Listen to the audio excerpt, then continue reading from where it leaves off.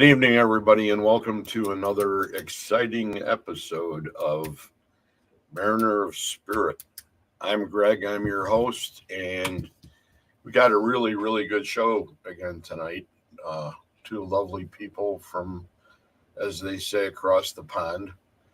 So before we bring them out, I want to go ahead and mention a few things. Number one is the people I support, and we're down to two, and I didn't get a hold of Tim Miley, but I'll mention him anyway. Tim Miley, Autographs, great charity. He used to do or did a lot of fundraisers across the country. Did a lot of things for sheltered animals is what it amounted to, and he did a great job. And he got into it because he lost a pup and couldn't handle it, and he decided to go ahead and take it from there. And he had a picture of himself and his pup, and went ahead and posted it, or had a picture, and he made copies, and he went to a Paracon and grabbed a table and started selling pictures of himself and his pooch with autographs, and took off. And then he started going ahead and using a lot of his friends, asking a lot of his friends in the paranormal community to speak at a lot of his events. And I was fortunate enough to be at two of them, and I loved every minute of it. He always had a great lineup of speakers, and he always did an awesome job as far as the whole entire event. So that's him. And the other one, is, of course, is the Jessica Petrie Foundation. Howard Petrie's daughter who passed. And that's a resource for expecting mothers and families of pregnant women with mental illness. It's another one of those charities that an opportunity to go ahead and help out, please do so. Howard's a great person. He's got a real big heart. Doesn't show it a lot at times, but that's the way Howard is. So, and then last but not least, I want to go ahead and mention the authors that I sort of support.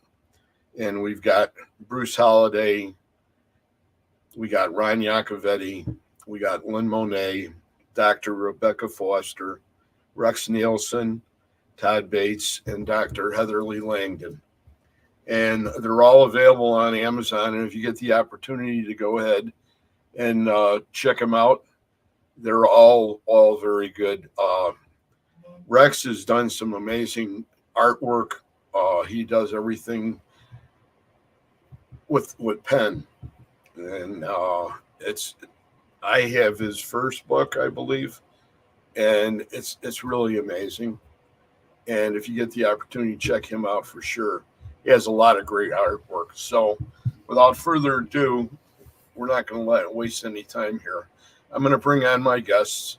We got Jenny Sullivan-Signasi, and we have Louise Fagan.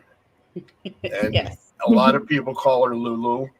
Yeah. But I thought I'd better go ahead and call her by her real name, or I'd be in trouble. So, welcome, ladies. Thank you. Thank you. Good morning. Good morning. I'm sorry. I'm sorry it's so late. I jumped off the couch. Yeah, you jumped off the couch? I had a wee nap. And then I heard my phone vibrating. Yeah, mine. I was panicking because of all the things that I do every time I get ready for a show. I usually send the links out.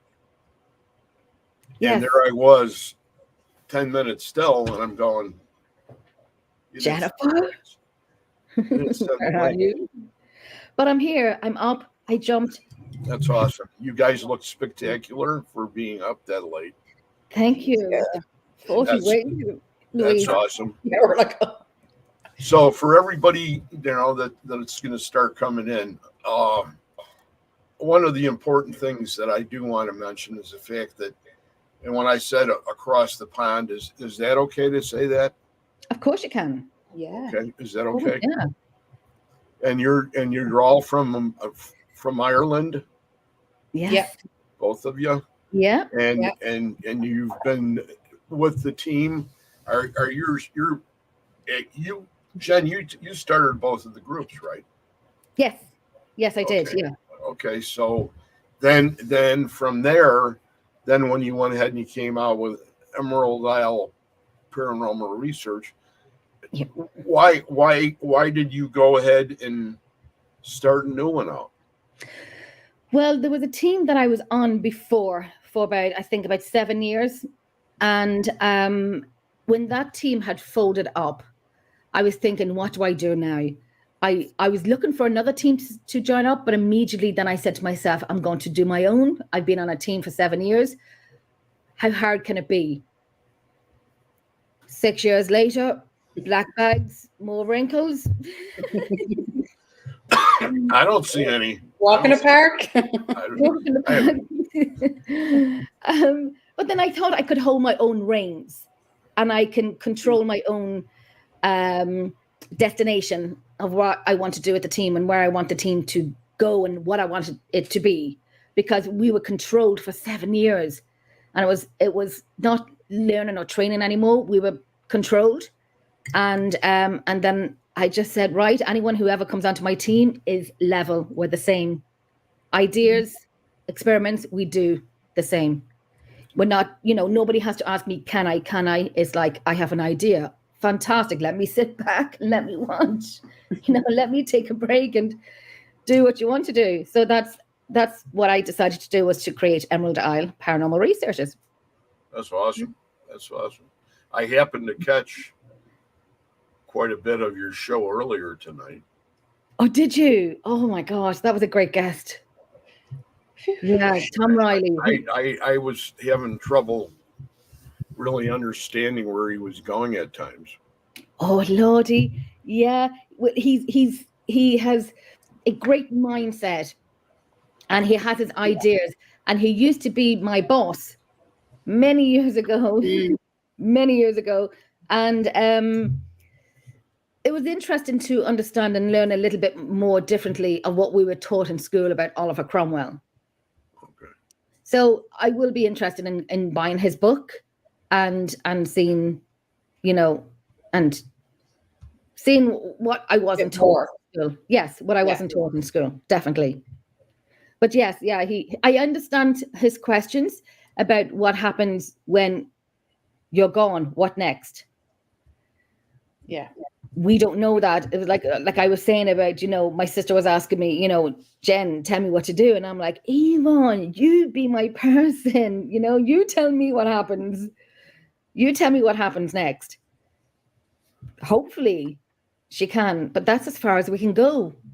Experience in the field is personal, and what myself and Louise and Niall work towards is not proven to people, proven to ourselves. Right. Trying to understand what we don't understand. Right. 100%. That was the big stymie to me, was the fact that both of you guys were trying to get the point across, yet he was like, there was a wall there and there was no go. No.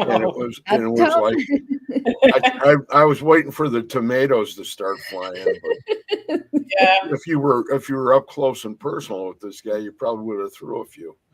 But anyway, not to really say anything negative about the gentleman. I don't know him, and that's not right. But anyway, Louise, when you went ahead and joined up, what were your expectations?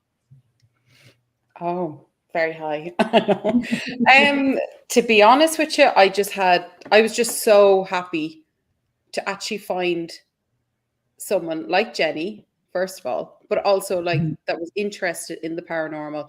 And like it's kind of hard in Ireland to find paranormal teams. I think only kind of since COVID, they've kind of creeped out a bit more. But prior to that, remember I was saying that to you, Jenny, I found Yeah. it very difficult to even know that there was many Irish Yeah. paranormal teams in the first place. And like that, I've had this for years, different experiences, and I just wanted to meet someone who was in the same boat, but actually wanted to go that bit further and try and discover stuff. Which is kind of like what I was saying to Tom earlier. Yeah. It's like going out to space. We just don't know what to expect, Right. Exactly. you know? You don't know if the tether line's going to break or not. That's Yeah. the thing. What to expect. And then off you go, Yeah. even if you're in space. But, you know, that's really fascinating to hear that. What were your expectations? Did you have any expectations? When I went to meet Jenny, she basically told me what way she works. And it was the way I want to work. I like seeing both sides of the story. I do like science, but because I've had my own personal experiences, I need to explain and try and intertwine them and see, can I make my own decision? And basically, long story short, Jenny is the similar mindset as well. So I was like, perfect. Because there's so many different avenues you can go with the paranormal as well. There's like where you just more like mediumship, where you're there, you're in the moment. You don't need any recorders. You don't need any this, and this. Then there's like other ways where they're kind of the in-betweeners. They're a bit more kind of like the mediums, but they only use one or two kind of, recording things, and are the more on the pendulum side and things like that. And then there's, which I would kind of say us, Jenny, we try and have a few pendulums now and then, but we need to back up stuff as much as we can. But that's for my mindset. I've been always like that in my life. Unfortunately, I'm probably a bit hard on myself, but I question everything. So even my own experiences, I still go, well, was it because of this? Was it because of that? But Jenny was the same mindset when I met her. That's what she was on about as well. So I was like, brilliant. This is the avenue I want to go if I'm going for paranormal. Did Jenny ever tell you that you had to call her the boss? If she was what? An NDA. I wanted to see Jenny's eyes when I said What was Yeah. that? We'll zoom in on that later. Yeah. Hold on. What was that question? No, you don't need to know. Yeah, that's okay. That's okay. No, tell me. No, I said. I'll tell you later, Greg. Okay.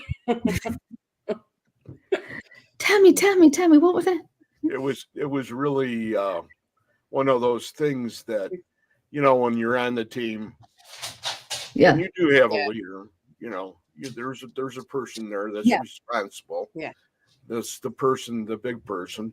And I said, did you ever call her the boss? Oh no, I hate that word. Okay. Oh, I hate that word. No. I think you had told me that a couple years ago. Yeah. And it was like, I just wanted affirmation on a little bit. No, Louise would never call me the boss. Ever. No. There's other words, but we can't say it. Okay. Well, that's really great. You guys really have something going, and I know that I've been watching a lot of your videos, and I pay attention whenever I can. Yeah. To go ahead and keeping up, because Jenny's always been a favorite of mine, to say the least. And it's one of those things that we all have a bond. Yes. And that's what's important about this is, no matter where we are, we come up with the same ideas. Now, how I had asked Louise before the show started, I started talking a little bit about Estes. Yeah, we love it.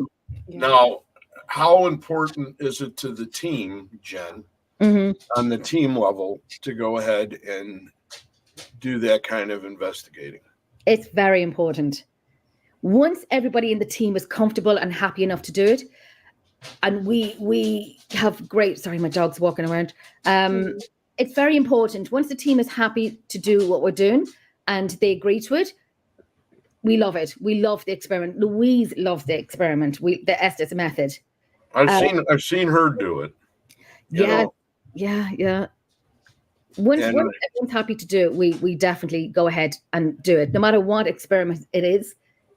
Once we're all happy, myself, Louise, and Niall, then we're good to go ahead and do it. We always safety first with all of us, and then we go ahead. What is the wildest thing that was spoken in your ear? And we got to keep this on this paranormal level, okay? And I'll ask both of you individually, and just to see what. Okay, Louise. I was going to say you first. You're up on top. I don't know if it was anything that was. Oh, it was actually funny. Actually, it wasn't wild or scary, as we'd say. It was funny. Louise's husband, Niall. It's very funny. Every time I have the headphones on, and Louise or someone else is calling out, and then that's fine. The minute, and I listen back to the audio, but the minute Niall says something, the one thing that comes out of my mouth is "shut up." Go home or something like that. Niall is always told to shut up or go home. And he has, say if we're doing the estate for about, say, 15, 20 minutes, and Niall just pops in with one question within those 20 minutes, the immediate word that comes out of my mouth is shut up or go home. And it's happened a few times when Niall would call out. That was nothing. It was, and nothing was said that would make me jump. If that makes sense. You guys use blinders, right? Yes. Most of the time, yeah. Very odd time you might forget them. So I just I close my eyes and just be like this, you know. Yeah. That's okay. So now it goes to Louise. Yeah, I don't know whether to say the name, but when we were doing a live for everyone globally, that was a very interesting estate. So we did upstairs, and when you look back on it, you can hear me supposedly saying to Jenny, I don't remember any of this, but I said to Jenny, would you please close the door?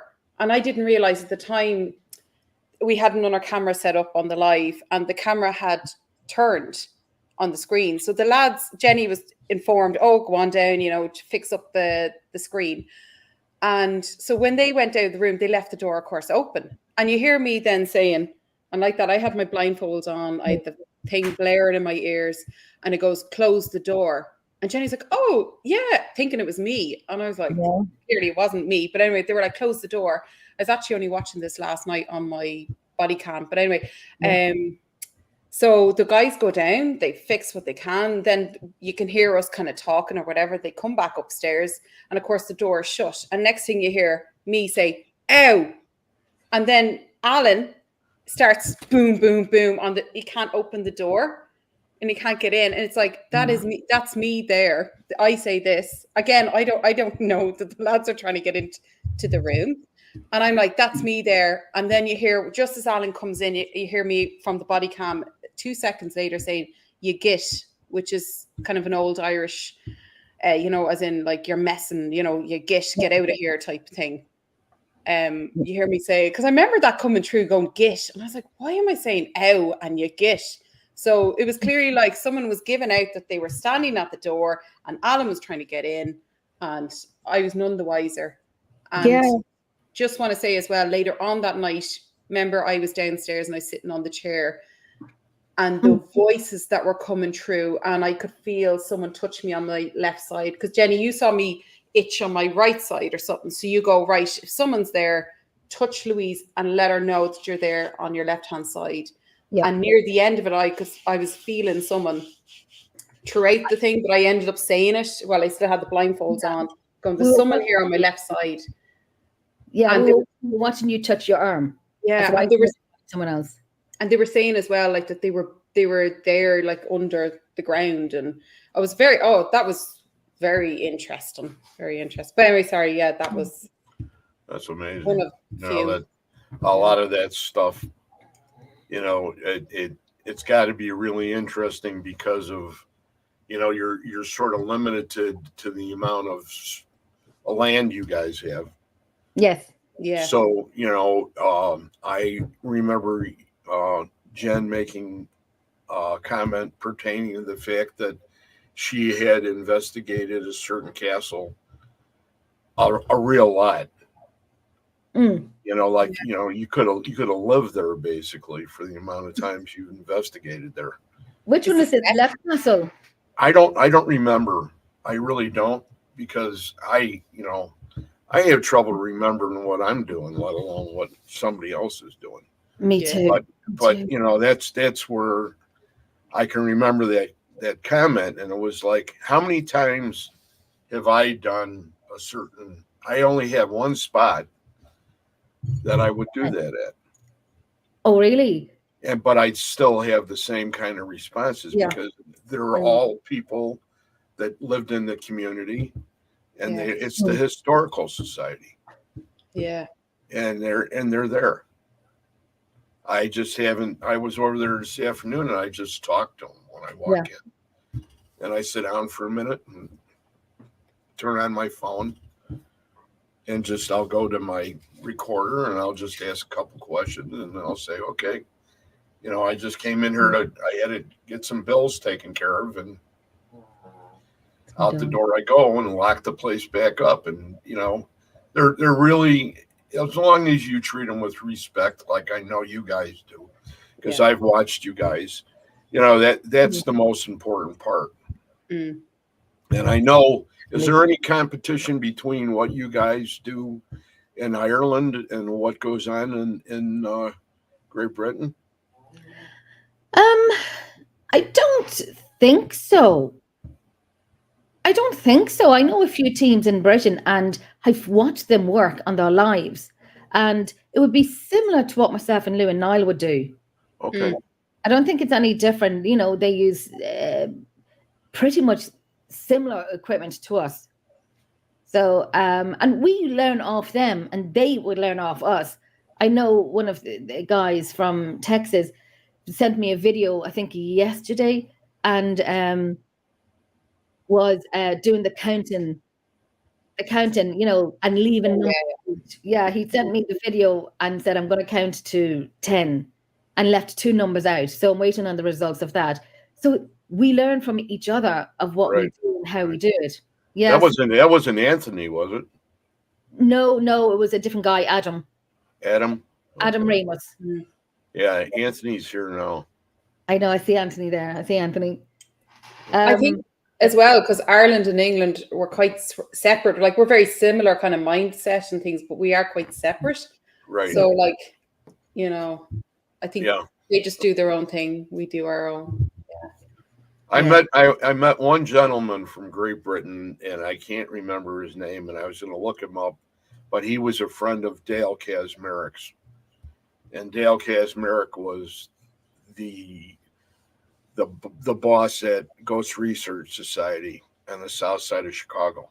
Oh, and I was with him for like almost 7 years before I left there, because it's over an hour drive just to go to the meetings.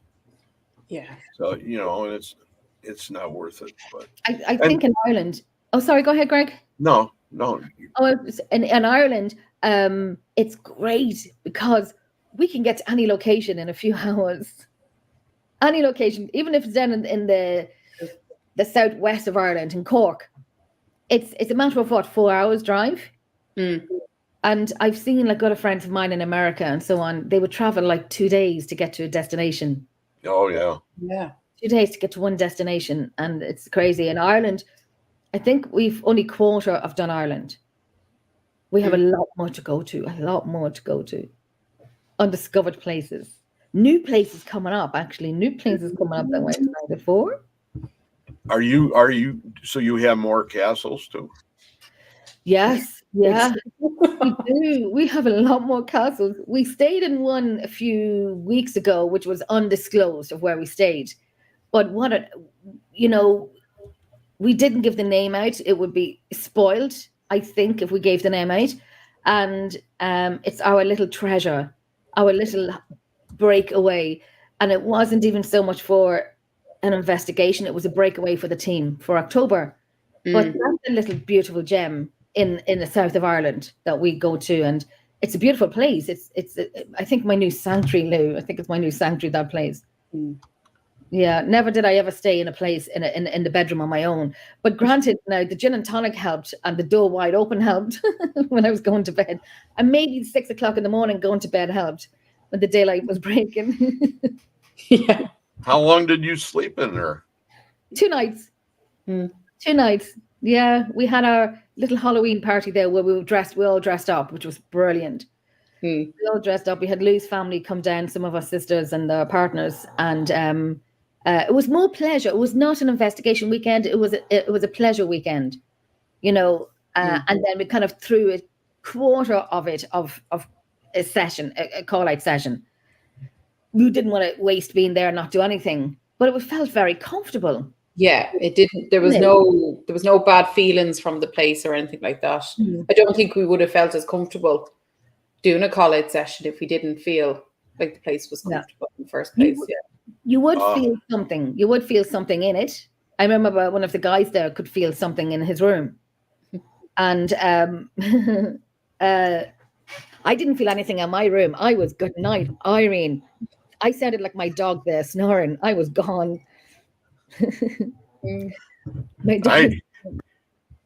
So you went ahead, and I think Louise mentioned earlier about body cams. Oh yeah. Do you guys use those all the time? Yes. Yeah. Yes, mainly. And if we're not wearing them, we have them set up somewhere. Okay.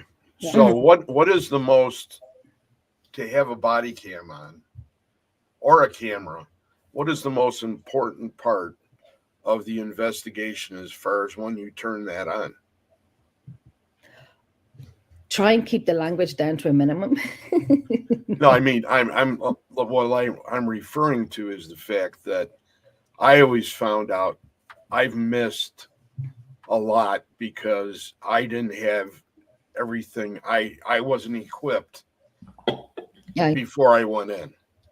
So, because usually that's when the proverbial, whatever you want to call it, hits the fan. Yeah. Oh, so I think. Oh, sorry. Go ahead, Lily. Oh, I was just going to say, we were kind of fluky. Remember in Lep Castle, I know I've talked about this a lot with the doors, but I still think that is just. I was going around taking shots. Basically, I was going to do up a video or whatever, and there's longer clips of it. But anyway, and that was just by fluke. Now, Greg, like you're saying, usually when you're in a place, it's when you don't have anything, and all of a sudden, wham, bam, all this stuff is happening. And you're like, oh my god, this is great, and then you're like, nothing to prove it. So anyway, so by fluke, I had the camera like that. Going around taking in different shots, and like that, next thing I hear like a growl in my ear, like and I was like, what the hell? So I kind of turn around like this, and it was like it was showing. I went to look at these like conservatory doors. This is in Lep Castle, just in case. I don't know if I said that. And next thing, it's like you could hear them, and then you could just see them close. Wow. And I caught that by fluke on my camera. Now, that was a quarter. There you go. That's really something to be able to go ahead and do that. And I know it's happened to us a few times, and it's really very neat. Fluke. It makes your whole night well worth it. You could hear Louise going. It was like the Titanic when Rose was at the end of the Titanic. When Louise turned around and caught that door closing, you hear Louise going. Yeah, I think I went. Oh. But I didn't realize I actually still had my camera there. I was just like, and I was like, what's going on? And next thing the doors just went, and I was like, oh, did anyone else see that? And only for that I had it on the camera. I don't think anyone really seen it. I was sitting in a fire on my phone because we had left Redwood Castle the night before. So we were tired, but we had to start off the night in Lep Castle. So you panned the camera around, and I'm sitting at the fire with my coat on, kind of like hibernating, and my head was peeping out on my phone, sitting beside a roaring fire. And then the guys Niall was setting up, or Eamon was coming around the place, and yeah, and then you could see the door closing, which is and in that area is the conservatory area. So everything is closed off. There's no breeze in it. It was a sunny day, nice day. There was no breeze in that conservatory. I think Eamon went in and checked as well. Since a lot of the spirits that you guys work with are older spirits, is there a prankster around, or does that not work with older spirits? You know what I mean by prankster? Somebody that always pulls tricks, or you set up your cameras and then nothing's on. You know, they turn everything off. They drain your batteries. They cause havoc. Do you have that there too? Yeah, I find that mainly in the Millmount Museum, where we would normally do. And I remember the stairs were all set up with big children's toys, and we had the camcorder on at the bottom, and a recorder there as well on the step. So we had toys, we had ball, and the ball was sitting on a step, but the step had a groove in it where the ball would sit in the groove. So it wouldn't just roll itself, it has to be pushed. So we went to check on it later on in the night, and the ball was at the very bottom of the stairs. I went and checked on my camcorder, and it wasn't turned on. And one of the guys said to me, "Are you okay?" Because I was, oh, geez, there, turned blue. And I got so upset. I was like, I was kind of, I had to tell my... You just went quiet. I muted myself there because I muted myself there because I used language. This is big people. I know, but I was so annoyed. I was effing and I was blinding and I was upset. I was bloody upset. I was like, you MFs, like I'm tired. What the bleep, bleep, bleep, bleep. And I said, right, reset the whole thing back up, and do it again. And when I listened back to the recorder, you could hear the ball being pushed. The REM pod went off and the ball was, falling down the stairs. But you can't have that you can have it, but many people want video. Right. So we know what we heard on the recorder, and we know how it was set up, but the recorder didn't. And I know I would turn it on because I am so strict on everything, checking twice that it was turned on, checking that the IR light is on, checking that it was recording. Remember, I was just going to say as well, in the Hellfire Club, just because you're talking about batteries going, when we'd only gone in, we'd taken a few shots, and then I had to put on the IR light. But when I tried to put it on, I ended up turning off the recording, and I was like, right, I'll press it back on now in a second. So Niall had left to go on up the stairs, and Jenny and we were with another team. They were just literally outside the front. And when I went to put it back on, I was like, grand, okay, there's another 2 hours left in it. And I remember looking at the battery on it. And next thing I see this big black mass now this is from an old cairn, as they call it. So it's like a dolmen. These are like old passage tombs. So they desecrated the tomb behind the old Hellfire Club. So that's why they say as well it's haunted, because they were very disrespectful. Anyway, so that was used as one of their fire places. But just there in the corner, you just see this big black mass come at me, and I just knew straight away. Now, I had my camera again in my hand, and I was like, oh, right, excuse my language. I was like, I am gone.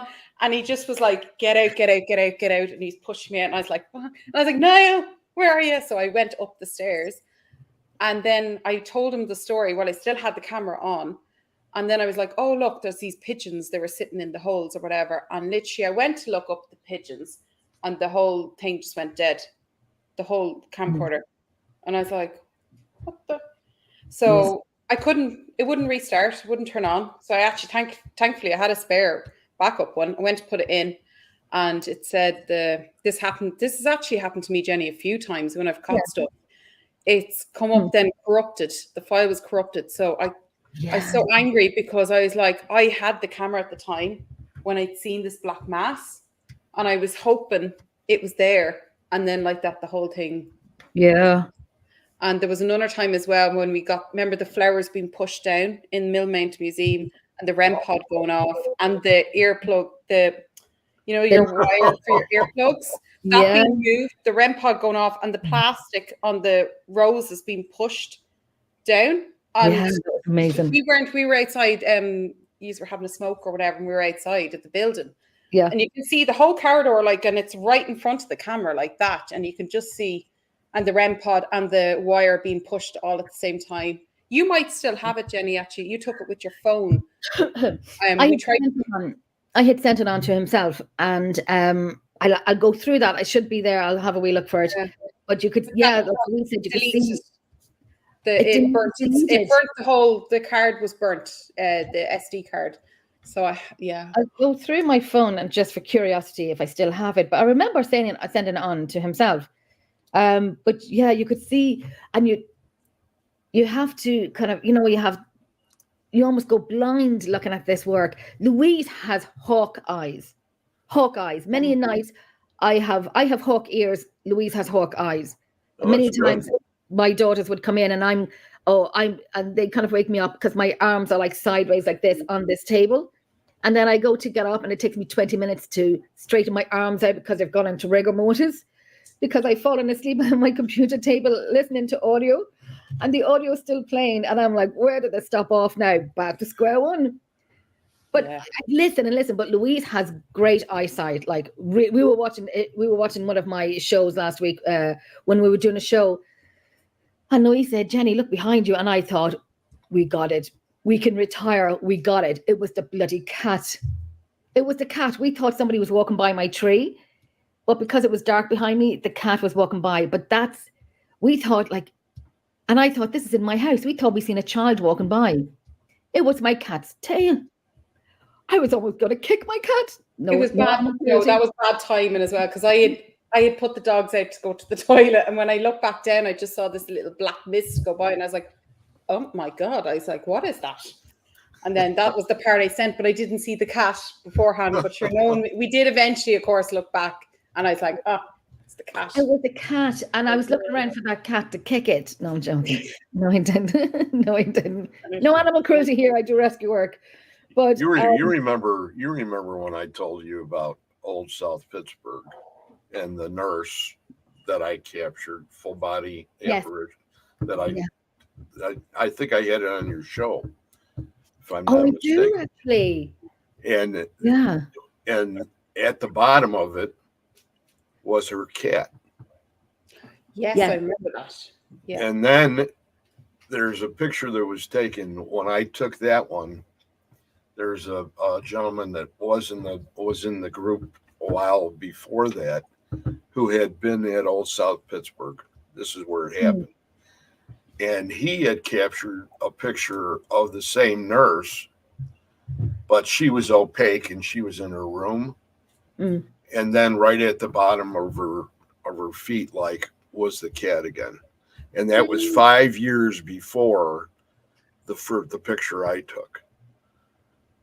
Do you think she's residual? Do you think she's intelligent residual? She moves around quite a bit, and she sort of controls the one end of the hospital. So I don't think it's residual. Oh, that's good. With that way, I mean, she retired. She had no place to live. So the doctor that owned the hospital said, you can stay here in your room. Oh, wow. And that's where she lived her life out. And that's where she stays. At least she still has her cat. Yeah. Well, I'm glad that she has a cat. I have all my animals, and I have about 7 or 8 cremated pets here in my living room. So people think I'm joking when I say when I go, put them all in the box with me. And if it's too many, I'll buy another box and throw them in that box and then bury them all with me.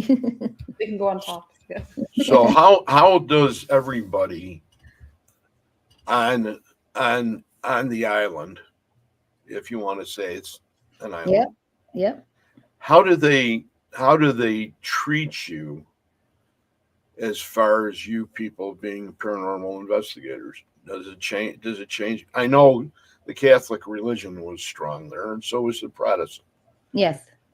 So I mean, from years ago, but I'm just saying today, does it make any difference? Or do they treat you any differently? Like if you go to a pub or something?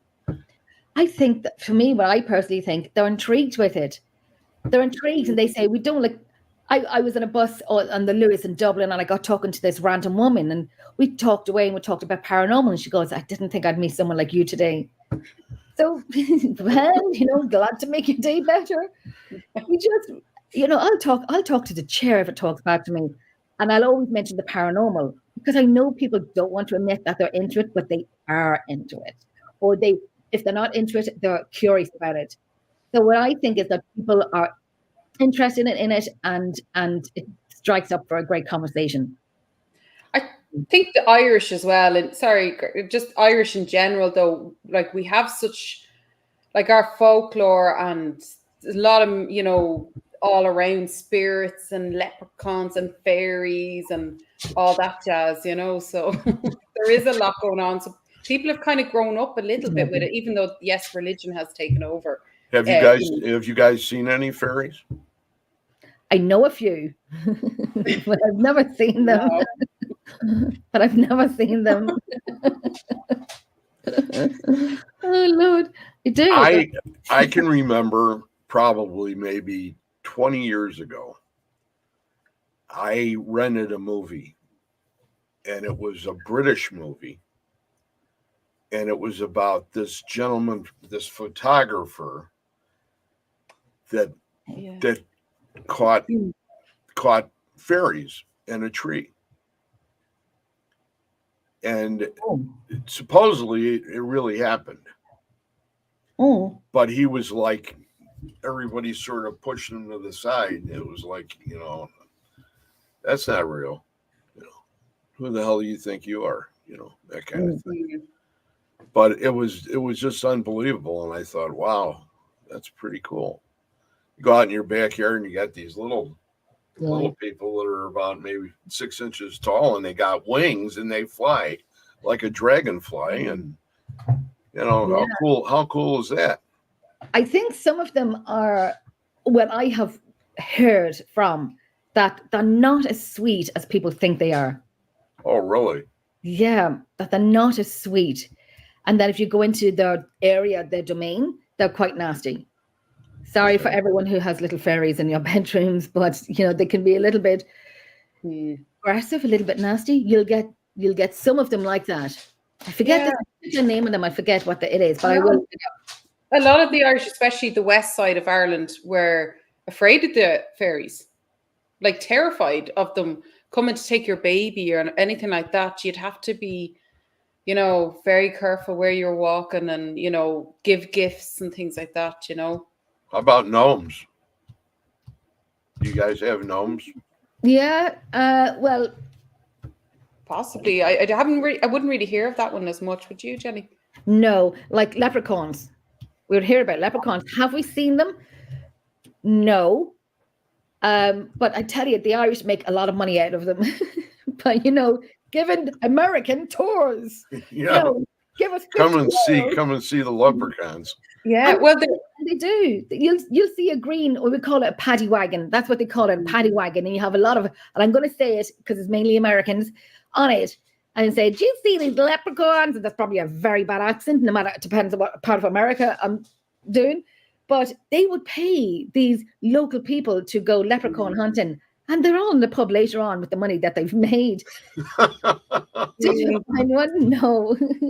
But there's a famous place called Carningford. It's actually up near Jenny now. It's up, further on up. Yeah. And there's a man there, and he's the seventh son of a seventh son, and he swears by it that he's the only one that can see these leprechauns. He's like the manager of them, like he's the minder of them. And he says like there's only 150 left in the whole world, and they all live there in this mountain. And he and the fellow local residents went to the EU and got permission to have the land around there on the mountain be protected for little people. So you can actually, if anyone's watching this, they can go on to Google there and you can find it. The EU have granted that it's a sanctuary for, or protected, something like that. There. I've been there. Yeah. I've done that. I want to get a picture of that sign. real fast before anybody leaves. I'm just going to want to go ahead and mention some names. Yes, The guys that are in the comment section. We got Danny Botts. We've got Len Dorman. Anthony is here, Sabalos, and he is the Wraith. We all know him as the Wraith. Yeah. Jamie Lynn Keller, Barbara Woodbury Spear, Crystal Hill, and Len Dorman again. And he says something about thanks for muting. I have virgin ears, among other parts. Yes. Okay, Len. Good man, Len. You keep going. He's a good Chicago boy, just like I was. And I finally got smart and got out, and he went to Arkansas instead, which is like Arkansas. I think in Arkansas. Why would you go to Arkansas? What's in Arkansas? I know there's a friend of mine who was there. She went on holidays there. Really? Yeah, and she did a live from the place where they stayed. It was interesting. He was telling me that they don't take too kindly to people that are into the paranormal there, because really? it's the Bible Belt. Oh, so yes. there's a lot of heavy religion, a lot of thumpers. Yep. You know. Yeah, I see that place. I would love that place. I would love that place. I'm one of these people that will ask the questions that probably no one else would ask or shouldn't ask. And I do. The only thing is they have guns, Jenny. So big guns. Big guns. So my knees are gone. So okay, we'll not go there. You're not going to get a good running start. You're in trouble. Oh sugar! That's for darn. I'll use my Irish. You're not in Ireland anymore. I know. I'll use my Irish. Like, just hang around there. Don't worry about going to Arkansas. It's not. Look at this, EJ. I don't. There's not going to be. Well, number one, you probably have a good idea because there's probably not a lot of people that are going to want to go there. Okay. Okay. So you'll be limited as far, you'll have the whole place to yourself. Now it has intrigued me even more. And now I hope there's nobody else here that's from Arkansas, because they'll be stoning me pretty soon. Oh, we say. That. But I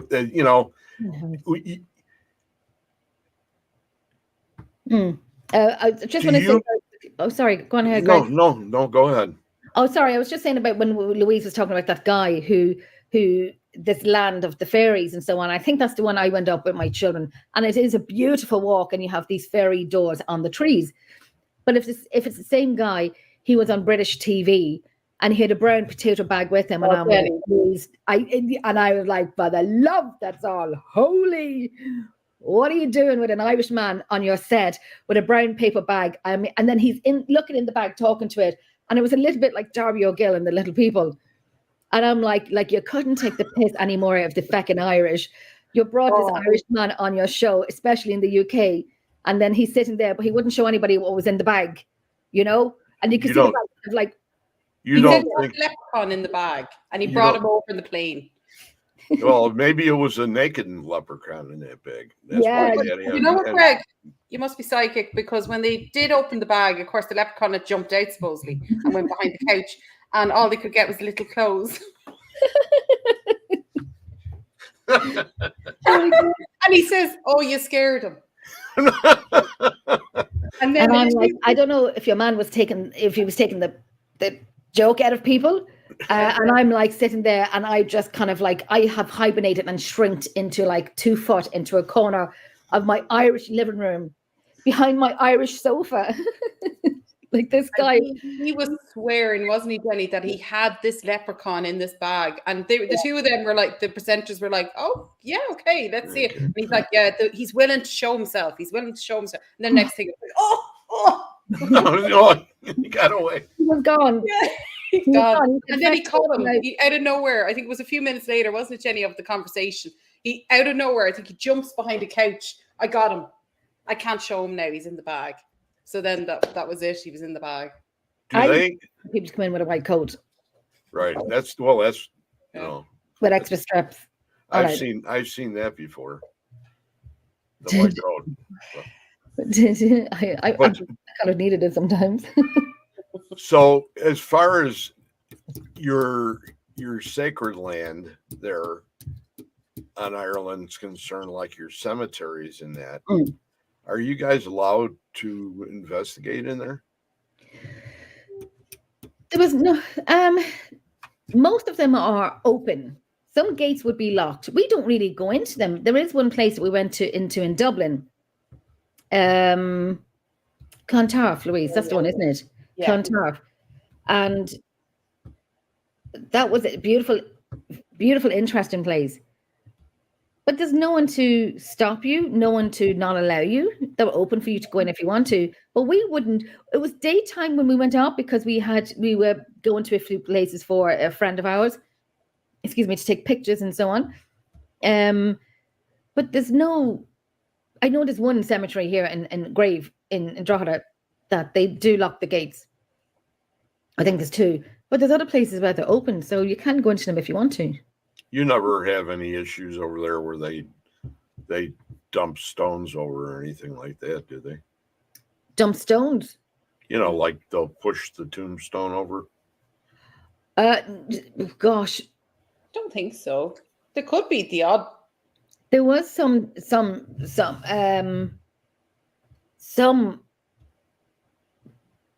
Oh God! It was in the news. It was in the newspaper, or something like that, where some of the headstones were removed or damaged, or something like that. But removed completely, no. Well, I was saying that they're just damaged, and we have a cemetery on the south side of Chicago. It's called Bachelor's Grove, and it was unused for like 60 plus years. Oh my God. And it was just the original families that were in the area. Yeah. And it was overgrown and everything. So some of the paranormal groups went ahead and went in and sort of started to take care of the lawn and everything and check the tombstones. And then they had a lot of those groups that came in that were the how could you say, the occults would come in there and do their little ceremonies and that, so that they brought in things that weren't there before, which is no good. But that's the reason I asked, was because I know that mostly all your cemeteries, your older ones, are probably, very, very well taken care of. There is one place beside us where myself and Louise went over to, and they've started. It was a part of the famine, and it was overgrown and uncared for, and unlooked after, and so they started to cut the grass down, make more of a better pathway, plant flowers, and it's opposite from a graveyard. So you have the graveyard here, and literally just across the road on a country road, then you have this famine land. I think children were buried there as well. And myself and Louise went over one day, and we would sit there, and it's near the countryside, so it's peaceful. You will get traffic going up and down, but it's a country area. And we sat there one day, Louise, and we kind of did a call out and got some things from it, but couldn't make sense of it. But we would go back over again and see, with permission from the people, right? That's buried on the land, if it was okay and respectful to talk to them.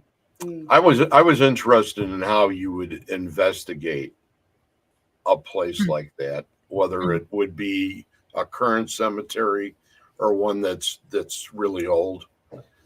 Because I always have this thought in my head when I would go out by myself. I have a couple cemeteries here that are from the 1880s, 1870s.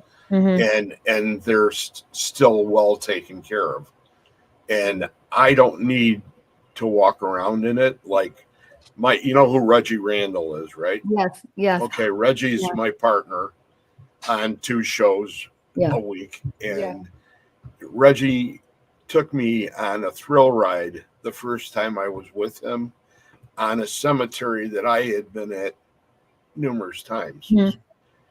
And he just went in there and just started talking to him. And you've probably seen the videos. I have seen those videos. Louise, if you haven't seen them, you need to see how this guy operates, because he just knocked me flat. I never seen anybody. And what he captured was utterly spectacular. I remember he played it one night for me, and I have to get him onto our show, Lou. That you would love it, Louise. You would love it. The thing that the responses he was getting was just like he was best friends with them. They knew him. Was it true spirit box or was it true voice recorder? It was he had an SB7 headphones, he had his recorder, and how could I say this? The first tombstone that was there, okay, it was quite a large one.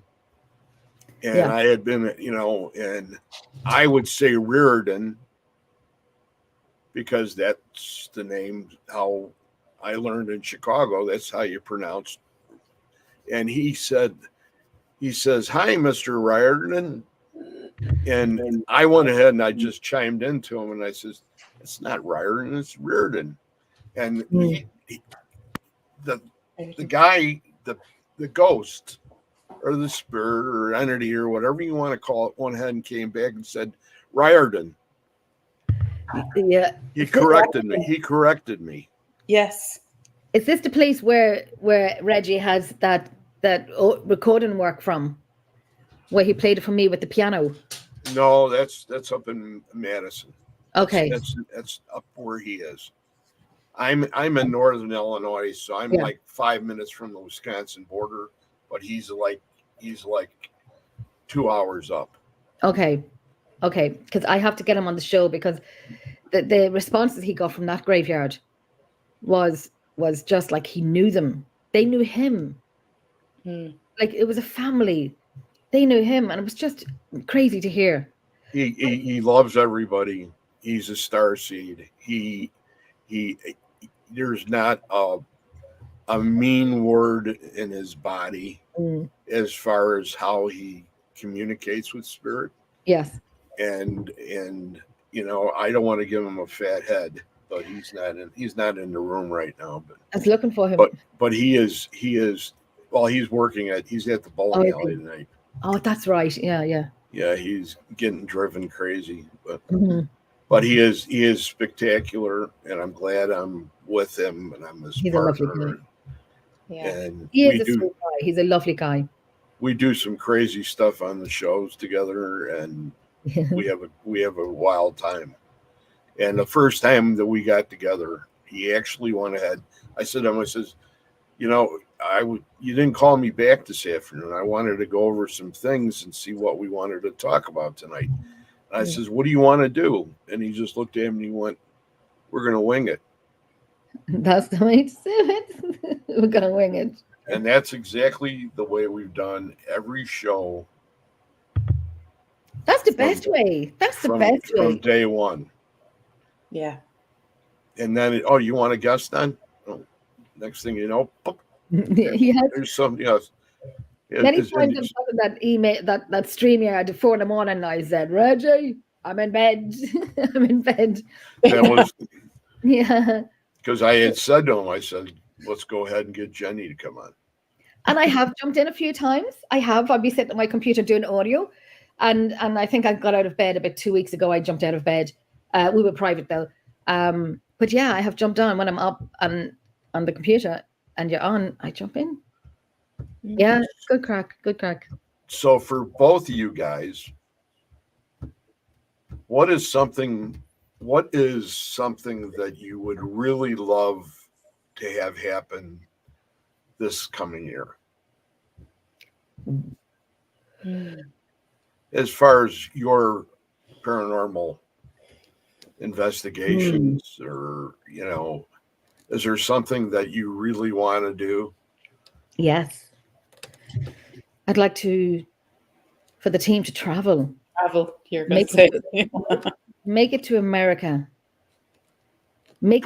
Coming to America. Coming to America. You will hear us before you see us. But then you have to call it America. America. America. So that's what we like to do, is go to America. We'll end up speaking American. I know. I'm beginning to keep saying y'all to everyone. Y'all. Yeah. And they were like, "What, Jenny?" And I'm like, "Y'all. What are y'all doing?" So y'all is into it. I'm one of those people that I could be around someone for a few days and I'll pick up the accent. I remember we were doing a private investigation and everyone kept saying to me, "Jenny, you're beginning to sound like I'm from the north of Ireland." But with Aidan is from the north of Ireland. And oh my God, I only have to listen to him for 5 minutes. And I'm saying now. When normally I would say now. I would say now, which is the northern accent. And I remember going over audio work one night.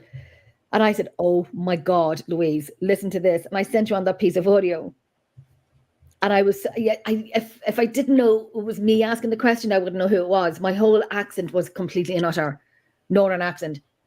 So what did I say? Something like, "We're here now. If you have, do you want to have a wee talk with us now?" And I'm like, "Oh my God, who is that?" Because Aidan was there.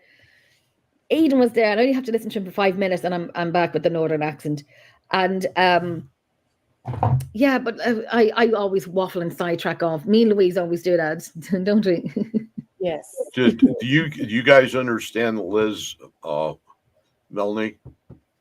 Yes, I do. I love Liz. You can understand what she says. Yes. I feel so bad at times because I'll pick up like 2 words and then she just blows me right across the road. I have no idea what she says. Nod and agree, Greg. Have you ever? You don't know what's going on? Yeah. Just nod your head. Yeah. I do. I understand her, and she leaves me voicemails. And she's a fabulous Scottish accent. Yeah, I do. Boy, I'll tell you, it's just unbelievable.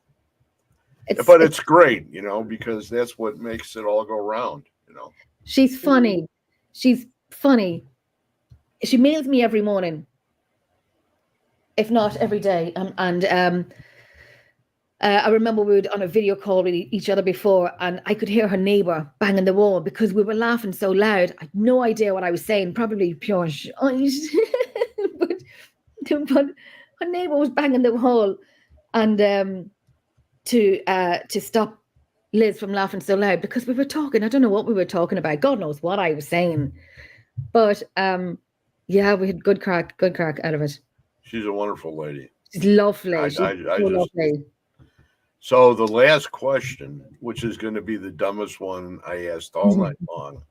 Go for it. And I'll go ahead and I'll say favorite piece of equipment. Let me see. Hold on. See, everybody's in the grabbing gear. Any recorders. I have my body. Now, how can you operate a recorder that's that small? You see, I have fat fingers. I can't push. Plus, I have tremor from overseas. So I try to hit one button and I hit another one.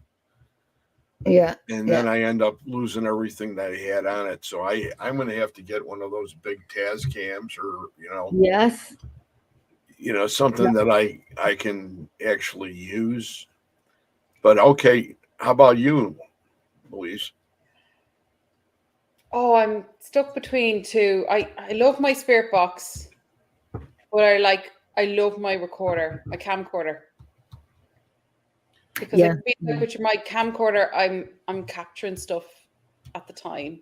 It's an IR. It's IR. Yeah, has IR. It's one of the Sony ones. They're very good, actually. Wow. Yeah. That's a nice one. Equipment. We've Yeah. got equipment. Oh, we keep building up on our equipment. The ones that I do love as well, Lou, and Greg, it's the Wi-Fi camera. And so we leave that Wi-Fi camera in the room. We have our iPad with us. So we watch and control the camera from a different room with our iPad. Okay, so now actually this would be the last. When we talk about EMF, Yeah. have you people gotten into the static machines, the ones that go off on static electricity? No, not yet. Not K2 or anything. No.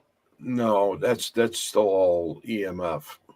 But the purest form of electricity is static electricity. Mhm.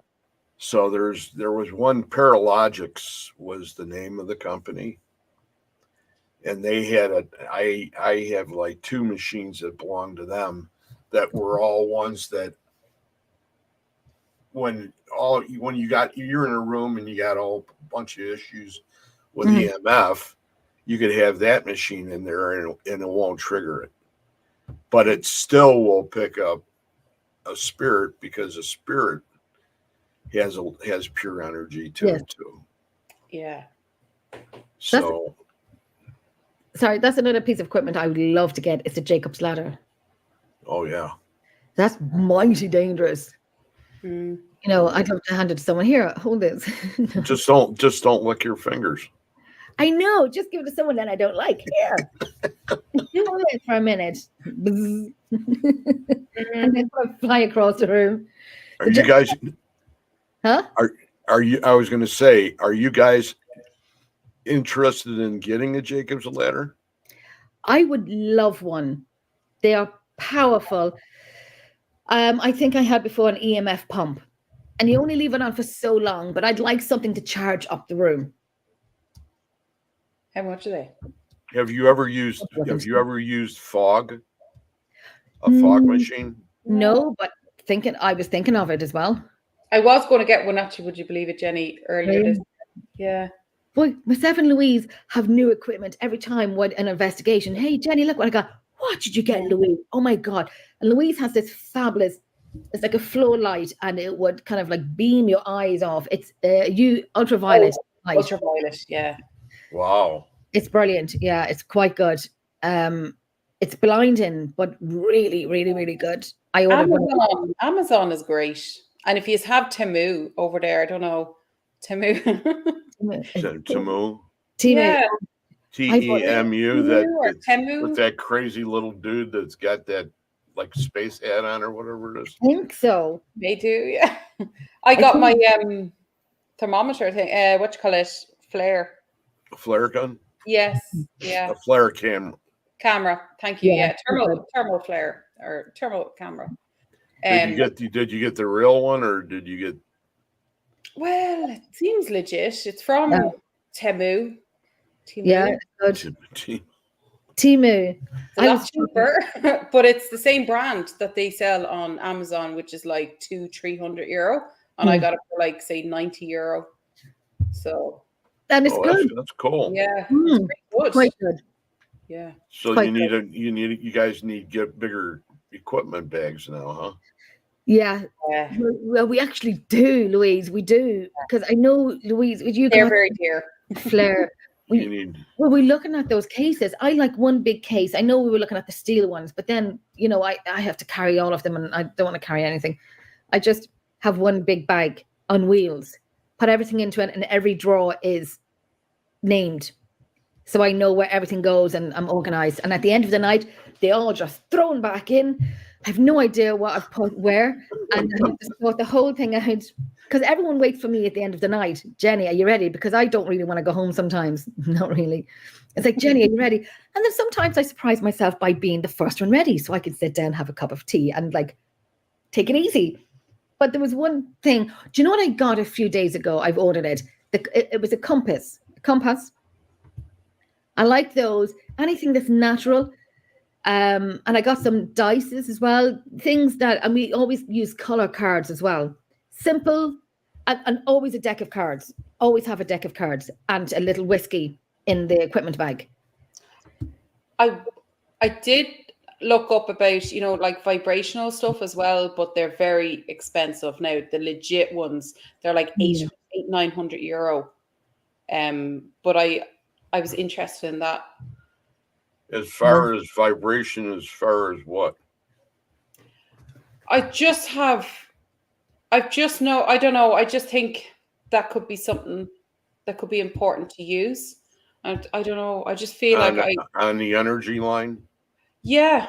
It's just, I don't know. I feel like that could be something that I could use.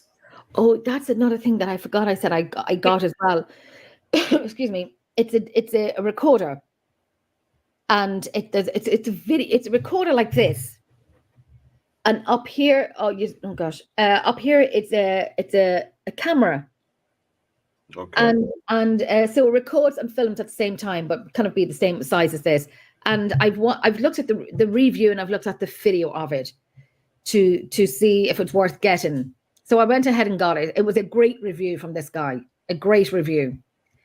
So I went ahead and got it so it's handy to have in your bag, and anywhere and everywhere we go, instead of we can record but film at the same time, and you can control it and watch it from your mobile phone. And it works off hotspot. So if we're interested and it looks interesting, we'll get it. We'll try it out, and cheap as chips. But if they're working, use it. You know, people are buying, I think, 180, 200 euros or dollars for the Boo Bear or the REM Pod Bear. And I'm like, what the frick are you doing spending that money? Get a teddy bear, cut a hole in its belly, stick a K2 into it. Job's a good one. Go into a secondhand store, buy a teddy bear, get your K2 or your REM Pod, put it in the teddy bear. Money saved. You're welcome. You'll probably come up with a haunted teddy bear. I know. So any more information or ideas come to me? Any shop, it'd just be a string. It's stuck on the teddy and a string around it. It's right here. I swear it's got to be right here, and he's pointing right at the teddy bear. I swear, that's it. Oh, just leave it beside. That's it. And have the REM Pod sticking out with the teddy bear, and just, you know, keep it up the Jones. I find some people keep up with the Joneses. Cheap. If it's like I got dices, you know, those rolling dices. Why? I don't know. Will we use them? Yes, we'll use them. We'll roll them. We'll have a game with dices. You know, we'll interact. You just don't know. We just use everything and anything that we can use. Trigger object. Do you have anybody that's a tarot reader? Anybody read tarot? No. I did get tarot cards recently, but I practice them. I have them, but they look nice, but I don't use them. Yeah. I think they're Wicca. They're, to me, all they are is validation. Oh, would you use them for yes, no, maybe? We've done them. We've even done them on the Wednesday show when we do the double Estes. Yes. Yeah. If we have an extra person, they'll go ahead and they'll pull cards. That's really interesting, actually. We must take the cards with us, Lou. Yeah. And you don't have to do tarot. You can do the oracle cards. Oh, I actually gave my oracle cards away. You gave them away? Those are your cards. How can you give them away?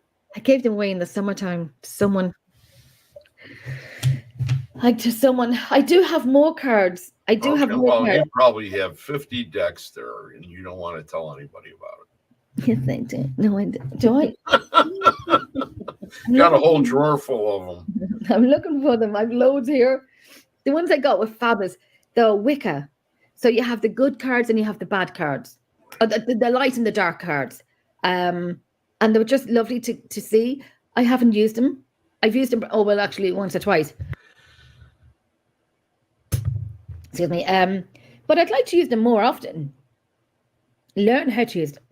I'm coughing here. There's a lot of people that don't, as far as I read out of the booklets. You get this set of cards and you've got a book. Yeah. It's the same thing. Yeah. until you pick up on it. Until you learn, yeah. But it's been awesome having you guys on. Thank you for having us on. Thank you. I know both of you are sitting there going, is he gonna end this show so I can go to bed? I'm a little bit awake now. Yeah, I'm doing okay. A little bit awake now, apart from that. It's so much fun to have people like you guys on. Thank you. Because you bring another different view to the whole paranormal thing. And we're a little crazy too. And I know my questions weren't the best. No, they were interesting. They were good. I would really, I would like to go ahead and do it again. And when you get ready to do that thing with Reggie. Yes.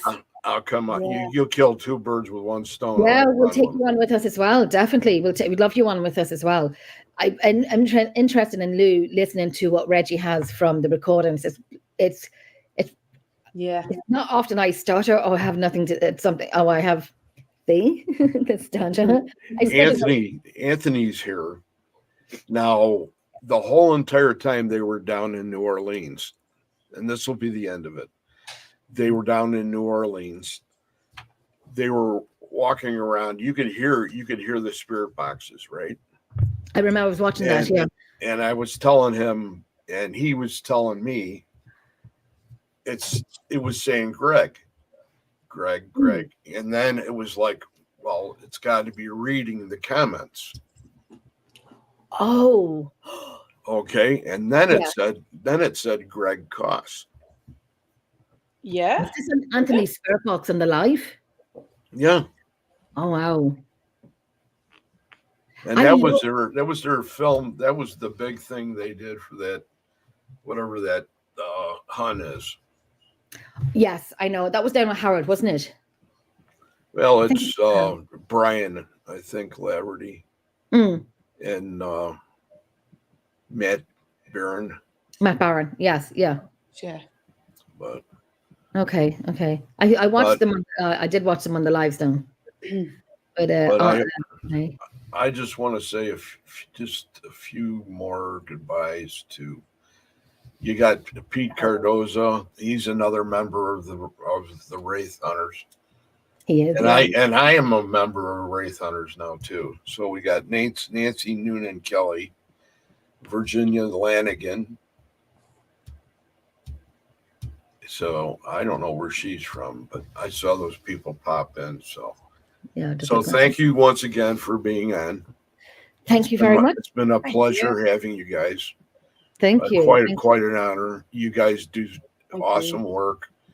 And I wish I could have somebody drop me off in an airplane. Come over, just jump not a parachute, just a parachute. We'll take you up to the Fairy Mountain. Okay, to the Fairy Mountain? We'll take you up to the Fairy Mountain. It's a nice place. I walked around it on my own. It's huge. It is really nice. It is really nice up there. Lovely. It's lovely. You get lovely food up there as well. Is this the one there in Carlingford, Lou? Yeah. That's the one I've been to. Yeah. They have a lovely food truck up there. I'm thinking of the food. There's lovely food up there. There's actually a castle there as well, St. John's Castle. Or not St. John's Castle. Yeah. Yes. Yeah. It's a lovely spot. Yeah. And you know St. John? Oh, sorry, not Saint. Sorry, it was John. I said Saint. Sorry. And do you know who's from there? You're all going to love this. You all are going to love this. Do you know who's from there? Where? Biden. Oh, yeah, he is actually. Biden. I forgot. Yeah. Greg is saying nothing. Biden his family is from there. Oh, yes, right beside us. Yes, we're so proud. I think Obama was up there too.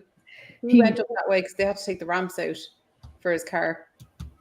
Oh, we were on that boat. Clearly, that was a few years ago with Obama. Yeah, I was on that boat as well. Yes, Biden is from there. And I remember I went up and there was this huge rock. And I went up one day and I seen this huge poster of, I don't know who one of the men were, somebody from Carlingford. And it was like a 500-foot long picture of Biden. So I took a picture and sent it on to my friend, and she hates him. She's from Philadelphia, and she's Trump through and through. And I sent it on to her. Well, let me tell you, the air turned blue through the phone. I was called every name under the sun. But she couldn't get me because I'm here and she's over there. Can't throw rocks that far, right? Yeah. But she did call me everything. Oh, she'd kill me. She did call me every name. But yeah, it was just this huge picture of Biden. And so you still having your party?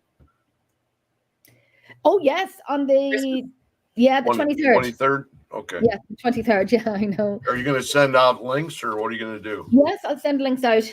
Okay. That's the Shadow Whispers and Emerald Isle party. Because I missed it last year and I felt really bad. We have it for the 23rd. And myself and Louise and Niall have our Christmas party tomorrow night. Oh wow! Yes, well, we're going out for some food. So we better go ahead and let you guys go. We need look at this. We need our beauty sleep. I'll be going around. Yeah, you're lovely ladies, and you do such a great job at what you do. It's a commendation to both of you for carrying the paranormal over there the way you do. Thank you so much. We work hard and we play harder. Right. Yes, we do. So, Louise, Jen, thank you very much. It's been a pleasure having you on. Thank you so much. If you want to hang around for a minute, I'm just going to end the stream. Okay. Perfect. Okay, everybody. We will see you next week. Actually, we will see you. We'll start on Tuesday, but the One Spirit Connect is on Wednesday, so that's my next show. So everybody have a great evening, and we will talk to you soon. Have a great weekend. Bye-bye.